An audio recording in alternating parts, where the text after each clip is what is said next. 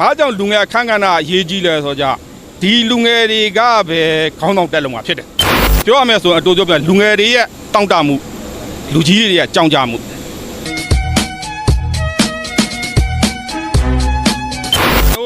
နိုင်ငံမှာလူငယ်တွေရဲ့အခန်းကဏ္ဍကတော်တော်အရေးကြီးပါတယ်ပါတီစုံဒီမိုကရေစီစနစ်ကိုသွားပြီးဆိုလို့ရှိရင်လူငယ်အခန်းကဏ္ဍပိုအရေးကြီးတယ်ဘာကြောင့်လူငယ်အခန်းကဏ္ဍအရေးကြီးလဲဆိုက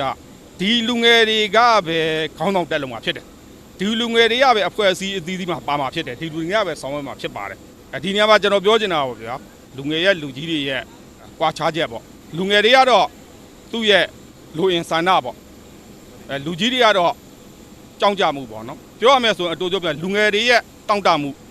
လူကြီးတွေရဲ့ကြောင်ကြမှုလူငယ်တွေရဲ့တောင့်တမှုဆိုတာလူငယ်တွေဒီသူကအမြဲတမ်းအလိုရှိတယ်တိုးတက်စေခြင်းနဲ့လူငယ်တွေဒီဓာတ်ထက်ပို့ပြီးတော့ကြကောင်းစေခြင်းနဲ့ဓာတ်ထက်ပို့ပြီးတော့ကြအလုတ်လုတ်ပြခြင်းနဲ့ဓာတ်ထက်ပို့ပြီးတော့ကြစူးစမ်းပြခြင်းနဲ့လူငယ်တွေရဲ့တောင့်တမှုစီတိုင်းပြည်ရဲ့ဖွံ့ဖြိုးတိုးတက်ရေးကိုဖြစ်စေနိုင်ပါတယ်လူကြီးတွေကြောင်ကြမှုဆိုတာဘာကြောင်ကြလို့ဆိုတော့ဒါကိုလှုပ်ပေးလိုက်လို့ရှိရင်ငါတို့နိုင်ငံအတွက်ဘာတွေထိခိုက်လာနိုင်မလဲဘာမဟုတ်တာတွေဝင်လာနိုင်မလဲဘာမဟုတ်တာတွေဖြစ်နိုင်မလဲလူငယ်တွေရဲ့တောင့်တမှုနဲ့လူကြီးတွေရဲ့ကြောင်ကြမှုတွေကိုအတိုင်းအတာတစ်ခုတည်းသူတို့နိုင်ငံတွေကချိန်ညှိပေးနိုင်တယ်လို့မြင်တယ်ဘာတွေတွေးခဲ့လဲဆိုတော့လူကြီးတွေကနိုင်ငံအကြီးအကဲတွေဖြစ်လူကြီးတွေကဆွေးနွေးနေတယ်ဆွေးနွေးနေတဲ့အချိန်မှာလူငယ်ဝေကြီးတွေကအဲ့ဒီစကားတွေမှာဝင်ပြောခြင်းပြောတာပဲ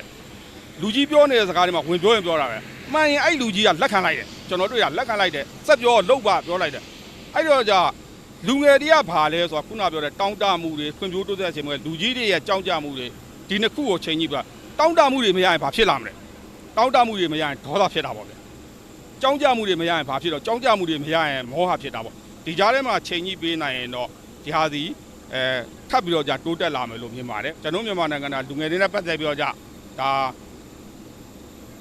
ဝန်ကြီးဌာနတခုသီးသန့်ဖွဲ့စည်းထားတာရှိတယ်လူငယ်တွေနဲ့ပတ်သက်ပြီးတော့ဟောနော်ဒါဖလားငါးတန်းဖွံ့ဖြိုးတဲ့လူငယ်နဲ့ပတ်သက်ပြီးတော့ဖွံ့ဖြိုးတိုးတက်ကျွန်တော်ဆောင်ရွက်နေတာရှိပါတယ်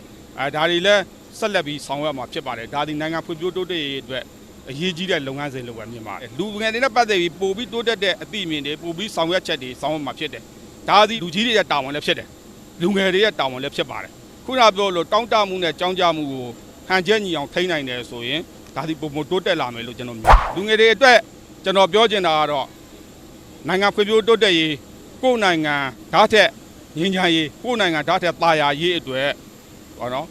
မြည်သူကအတိမပြုသည်ဖြစ်စေအတိမမပြုသည်ဖြစ်စေ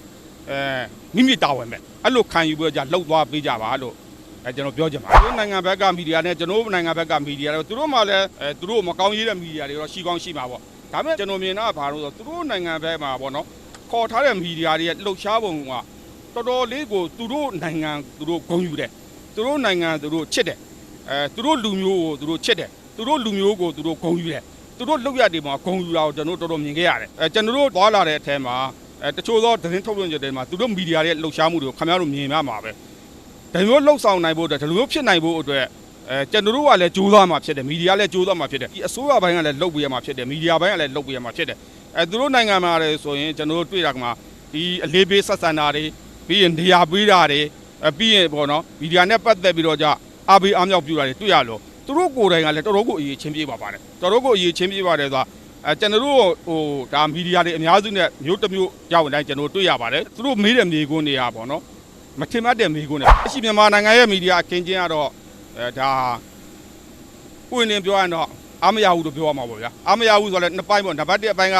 ပြည်ပအနေရှိနေတဲ့ပြည်ဖြတ်မီဒီယာတွေရဲ့ဒါလုံဆော်မှုပေါ့နံပါတ်2အပိုင်းကတော့ပြည်တွင်းမီဒီယာတွေအနေနဲ့ကတော့ကျွန်တော်စာနာပါတယ်ကန့်သက်ချက်တွေအများကြီးသူတို့လုပ်နေတာဖြစ်တယ်သူတို့မှမျိုးချစ်စိတ်တို့နိုင်ငံချစ်စိတ်တို့မရှိဘူးလို့ပြောတာမဟုတ်ဘူးရှိတယ်ရှိပြီမလို့ဒါဟိုပေါ့နော်သူတို့မှထင်ထင်ပေါ်ပေါ်ပြနိုင်ဖို့ပေါ့နော်ဥပဒေနဲ့ပြနိုင်ဖို့ဒါမှမဟုတ်ဒါရရရော်ရော်ပြနိုင်ဖို့ဗျာအခွင့်အလမ်းနေပါတယ်ဘာပဲပြောကျွန်တော်တို့ကဒီရွေးကောက်ပွဲလုပ်မဲ့အခင်းကြီးရွေးကောက်ပွဲပြီးတဲ့ကာလတွေမှာတော့ပို့ပြီးပွင့်လင်းလာမယ်လို့မြင်ပါတယ်မြန်မာမီဒီယာလည်းဒါတဲ့ပုံမူပြီးဖွံ့ဖြိုးတိုးတက်လာစေဖို့ကျွန်တော်အနေနဲ့ဆန္ဒပြုပါတယ်ကျေးဇူးတင်ပါတယ်